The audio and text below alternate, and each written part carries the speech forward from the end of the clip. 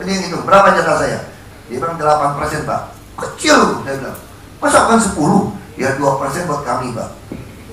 Oh gitu, oke. Saya 8, Anda 2 ya. Sudah sepakat toh? Lalu sekarang saya katakan, saya hitung masih mahal. Kan 10% buat jaga-jaga kalau Bapak ada kebutuhan mendadak. Oke, 20% sekarang. Lalu saya masih mahal ini, proyek ini saya hitung. Ya 10% kan buat oknum aparat Pak. Kalau dikasih repot, pengusaha. Oke, 30%. Masih mahal. 10% buat oknum auditor Pak. Oke, 40%. Masih mahal 60%. Kalau proyek pusat masih nyongok DPR lagi, udah Pak. Ini bukan rahasia umum. Ini udah semua orang tahu itu. Itu apa dengan proyek pemerintah? Nah sekarang panggil pengusaha datang besok, mereka datang pengusaha. Saya bilang saya juga pengusaha, Anda pengusaha. Ingat pepatah Tiongkok kuno ya, orang miskin jangan lawan orang kaya jangan nantang pejabat. Ini pejabat men. Saya minta 20% dipotong. Tender kalian arisan semua. Gak usah bohongin saya. Saya tahu arisan semua, saya gak mau ganggu kalian.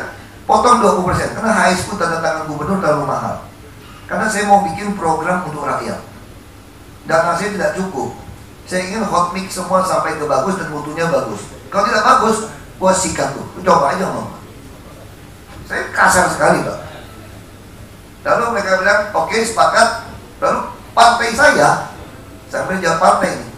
Tim sukses saya waktu bupati meninggalkan saya waktu gubernur. Kenapa? Karena mereka bilang percuma pilih Ahok jadi bupati, disodorkan perusahaan-perusahaan untuk tunjuk langsung saja dia coret. Jadi apa gunanya Ahok teman kita jadi bupati? Nomor handphone pun tidak ada yang hotline khusus. Saya bilang nenek lu, mak gua, bini gua aja pakai nomor yang sama. Dulu belum ada BlackBerry, padahal saya kasih khusus. Jadi mereka nggak suka sama saya, biarin aja pergi. Saya jadi bupati dipilih 37%, 37,12. Lalu waktu saya naik jadi gubernur di bawah Bapak curangin, Belitung Timur itu 63% tanpa kampanye. Tim sukses tinggalkan saya. Rakyat kan yang ditolong kan naik. Nah itu udah tidak lakukan. Lalu pejabat yang tidak betul saya potong. Saya bikin PRT. Jadi kalau ada yang baik, anak muda baik, saya keluarin semua yang pangkat yang di atas dia, supaya dia jadi pelaksana tugas. Lalu yang paling maling punya pejabat, saya angkat jadi inspektorat. Saya kasih gaji yang cukup. Sampai sekda bilang, ini bisa beli Innova dia, bonus-bonusnya. Biarin. Kenapa tidak boleh? Tapi saya pilih orang yang umurnya 56 tahun. Jadi begitu saya tidak kasih dia jabatan eselon 2, langsung dia berhenti. Saya taruh. Memang bahaya ada. Saya diancam mau dibunuh, mau disantet segala macam.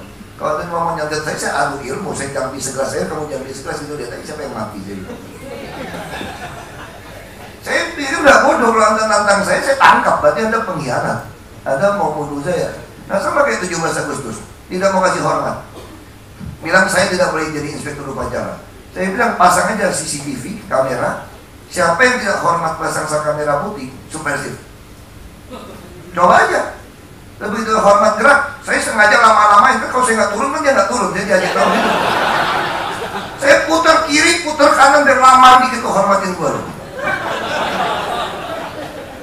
Jadi kalau soal itu kita nggak pernah khawatir Pak. Apalagi Jakarta Pak. Jakarta ini banyak PNS tuh baik benarnya kok Pak. PNS itu jangan kita anggap PNS itu nggak betul. Semua orang pengen hidup dengan uang yang baik. Kita kasih dunia kesehatan daerah, terus saya panggil pengusaha. Kalau kalian ada untung, nah, ini kita tutup sebelah mata ya. Karena negara kami belum bisa gaji pegawai dengan baik. Dan istri-istri mereka udah pakai merek Louis Vuitton, Hermes. Saya pun gak ngerti udah tas Hermes ratusan juta itu. Ini masalah. Suaminya pakai komunikator, istrinya komunikator. Suaminya hitam, dia punya merah, kira-kira gitu kan. Ini kalau tidak ada, saya pernah kasus kepala dinas sosial saya, bagian sosial, ditinggal istrinya pergi. Kenapa? Karena dia cuma bisa nyolong uang sosial orang. Dan semua masyarakat punya nomor handphone saya. Kalau bantuan tidak sampai, dia SMS ke saya. Saya cek, lupa istrinya mandi pun pakai aqua, kurang ajar kan? Begitu saya copot, istrinya tinggalin dia. Nah saya bilang sama pengusaha, jangan sampai kepala dinas ini ditinggalin oleh istrinya. Anggap saja istri mereka adalah adik-adikmu yang manja, anak-anak mereka ada keponakanmu yang manja, Anda untung bantu dia. Saya tutup sebelah mata. Toh Anda tidak perlu bantu saya. Jelas toh? Yang penting kita harus berani lurus, Pak. Sama kayak saya kan perusahaan tambang, saya geologi, Pak. Sekda itu kepala dinas tambang. Saya akan jadi sekda, teman saya yang suka minta duit sama saya gitu, Pak. Saya punya perusahaan tambang kan. Dia bilang gini, Pak Bupati, satu tanda tangan 2 miliar saja minim berapa? Karena perusahaan tambang juga jual kepada pengusaha lain. Modal dengkul kok pengusaha kok. Satu izin bisa dijual 10 miliar, 20 miliar. Bapak, 2 miliar nggak apa-apa, Pak. Saya bilang usul Anda kurang mantap. Mas Pak Bupati gimana? Saya kan geologi, saya pengusaha. Ngapain ngemis sama orang 2 miliar? Kita caplok aja semua. Ya dong, kenapa pusing? Masih kurang enak. Kita eksplorasi pakai APBD. Yang daging kita caplok, yang tulang kasih orang supaya dia eksplorasi. Padahal data kita sudah punya. Kan sederhana kan? Lalu perusahaan sawit Malaysia pakai orang kita minta lahan. Setiap lahan yang saya izinkan 3 miliar dan kasih saya 10%. Jadi kalau saya kasih izin 20.000 hektar, 2.000 hektar pasti tanam buat saya. Saya pensiun hari ini, saya bisa jadi pendeta belaga-belaga suci aja. Karena 1 bulan 1 juta saja 2 miliar masuk kantong. Nah itu yang persoalannya saya katakan. Kalau kita lurus, Pak, bawahnya nggak berani nggak lurus, Pak. Karena di bawah tuh masih banyak orang yang jujur, Pak. Nah sama seperti partai politik. Bagaimana sikap Anda? Jangan lupa, saya jadi bupati kan dicalonkan partai. Saya di DPR RI ada tuh profesor. Saya di DPR RI gila sekali kok. Semua orang curi uang perjalanan dinas di website saya ada. Kalau Bapak Ibu bisa tahu uang tunjangan komunikasi DPR 20 juta lebih dari mana wartawan? Dari website saya. Saya tulis. Waktu saya ke Jakarta mereka bilang, kamu nanti dipecat partai. Coba aja pecat saya. Ya mau pikirin loh. Patokan saya adalah saya loyalitas kepada negara dan rakyat. Partai politik harusnya ADART-nya loyalitas kepada rakyat dan negara. Kalau mereka tidak, berarti pengurusnya yang tidak betul. Kalau Anda tidak betul, saya tidak pernah setia kepada Anda. Karena ada selewengan partai saya. Bukan saya suka loncat partai. Saya tidak peduli. Sama kayak Partai Golkar. Bangka Belitung saja tidak calonkan saya jadi gubernur. Padahal survei saya paling tinggi. Ini apa-apa? Masa saya mesti setia kepada Anda? Golkar bagus, orang di dalam yang masalah, kira-kira begitu. Gak bisa. Nah ini patokan yang saya katakan. Kalau dikatakan gimana tetap konsisten atau ikut mereka, Gerindra atau PDIP, saya selalu dianggap Ibu Megawati orang PDI Perjuangan.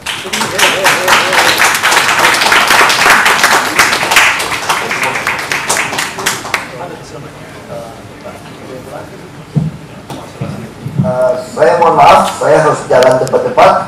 Kalau orang Arab kan mesti cium satu-satu, lambat kan? Orang Barat saya kira juga lambat. Orang Jumbo paling pintar, saya begini doang. Kalau itu potongan doang. Jadi begini, manusia dengan usaha. Jadi korupsi di mana-mana ada. Dan masalahnya, apakah korupsi itu dianggap suatu anomali atau justru dianggap yang normalnya? Jadi kan ada berjamaah. Terus jamaah korupsi lebih besar daripada yang sadar. Yang cerita Joyoboyo itu. Nah sekarang kita harus membuktikan kalau memang Anda itu bersih dan hebat, jadilah pemimpin. Jangan takut masuk birokrasi, jangan takut masuk pemerintahan. Tapi dari situ Anda buktikan bahwa Anda bisa tetap murni, tapi bisa juga mempengaruhi atau murni. Nah, masalahnya memang begini, saudara. Kadang-kadang memang orang yang jujur bisa tetap jujur, tapi institusinya tetap korup. Jadi dulu tuh ada yang namanya Pak Tahir. Pak Tahir ini Dirjen Bea Cukai, rumahnya tetap di Tangsi, sederhana, buat angkut melarat-melaratan. Dia tetap hebat, jujur, tapi bea cukainya ya tetap gitu. Sampai akhirnya Pak Harto ini sudah gaji. Jadi dia bilang, gua stop ini bea cukai, lu tinggal di rumah, gua kontrakkan sama SCS. Itu adalah mbahnya liberal. Jadi kalau sekarang orang teriak-teriak maki-maki Sri Mulyani, oleh Budiono, ini Soeharto itu mbahnya liberal, betul mbak. Karena nggak ada di seluruh dunia bea cukai dikontrakkan sama perusahaan swasta itu nggak ada, hanya di Republik Indonesia.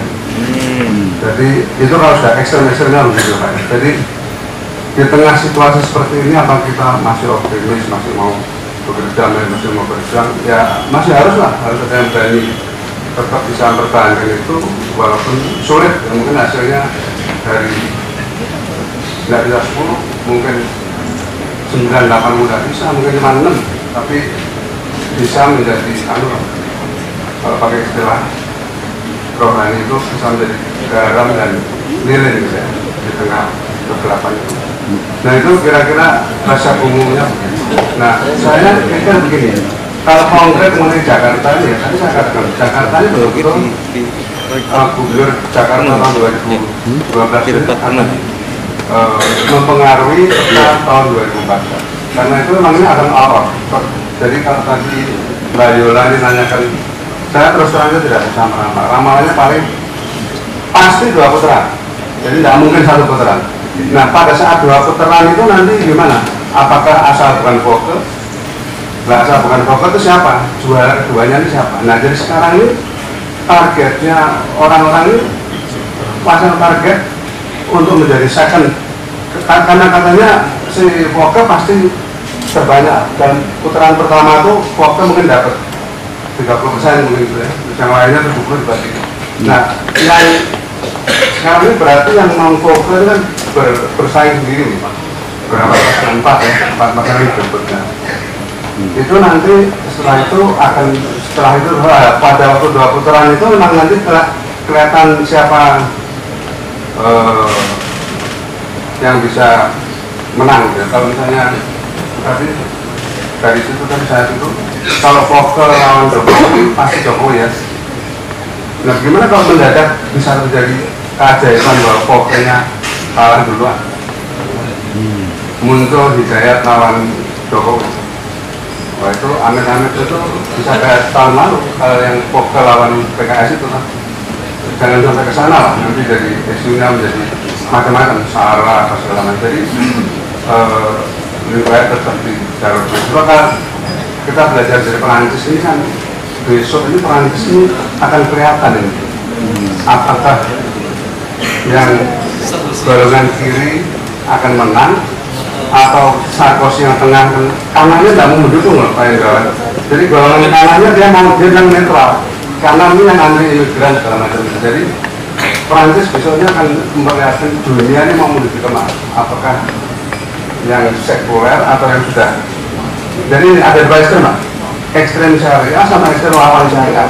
Kalau itu bikin suatu kutub syariah pasti ada ekstrem lawannya. Nah ini yang survive itu seharusnya tengah. Kalau salah satu ekstrem yang menang itu memang berbahaya sekali. Jadi kalau Le Pen, bayangkan kalau Le Pen jadi presiden Perancis itu, waduh, berarti sangat kanan, sangat. Sambung kepada Ben Monte Cristo, rock yang berkisah. Saya bacakan dulu anggota band ya.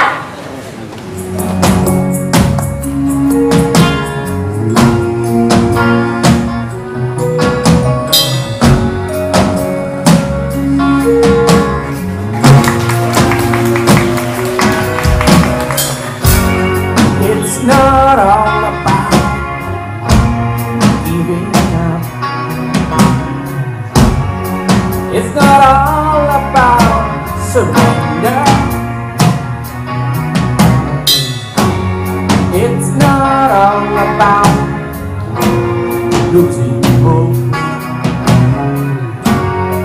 It's not all about feeling hunger.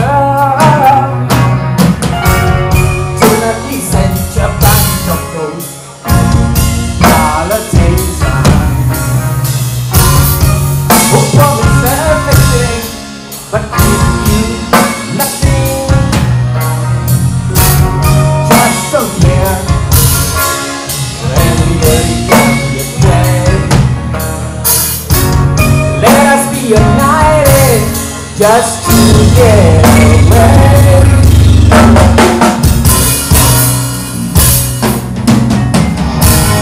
We are living together in a garden of hope and the sun is shining in the sky.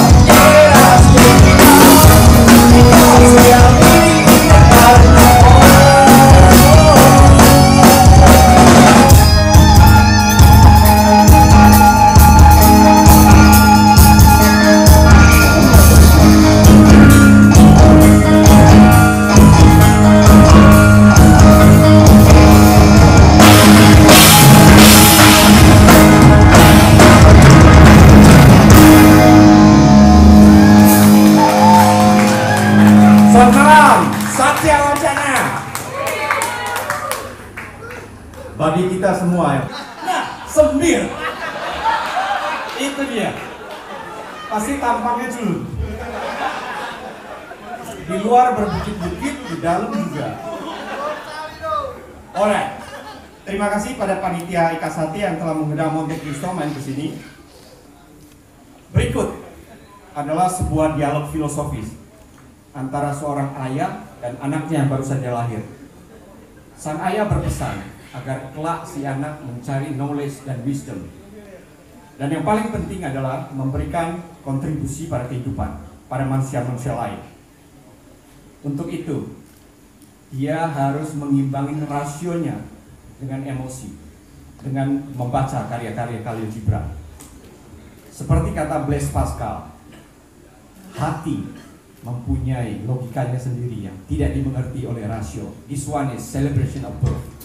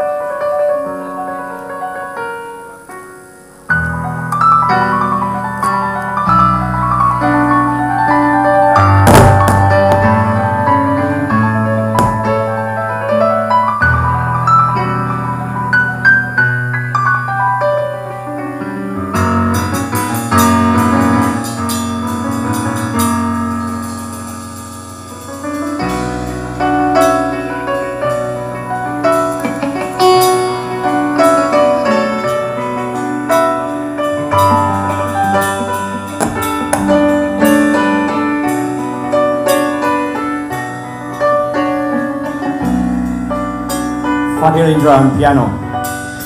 Open my eyes on a bright new day, feeling inside. The dew and breeze of the morning couldn't tell me what was going on. I look up the sky that brings me the wings of time. I saw her face, read her a smile.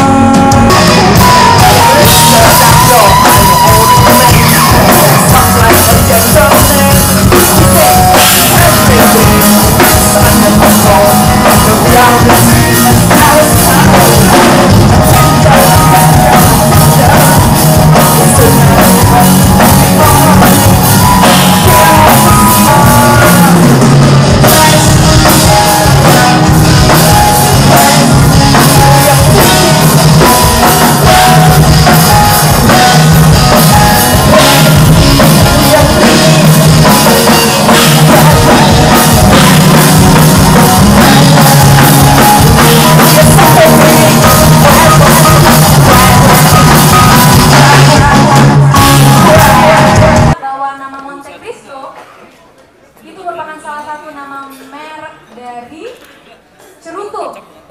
yang sangat difavoritin oleh Bapak Erik, luar biasa.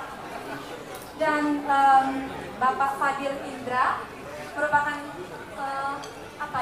pencetus ya. Waktu itu bincang-bincang dengan Erik sampai terciptanya Rustam Effendi, sampai terciptanya band ini yang dimulai tahun 2006. Oke. Terima kasih sekali sudah hadir di acara alumni kami, dan ini mungkin kami bisa undang Pak Kristianto Wibisono, kalau boleh Bapak, untuk memberikan penghargaan atau ucapan terima kasih dari alumni kepada band Monte Cristo. Mungkin agak ke tengah supaya agak terang untuk bisa difoto bersama ini. Dan diterima oleh Bapak Rahmat. Terima kasih. Bapak Rustam Effendi, terima kasih. Mohon waktunya Pak untuk foto bersama. Saya juga ikut.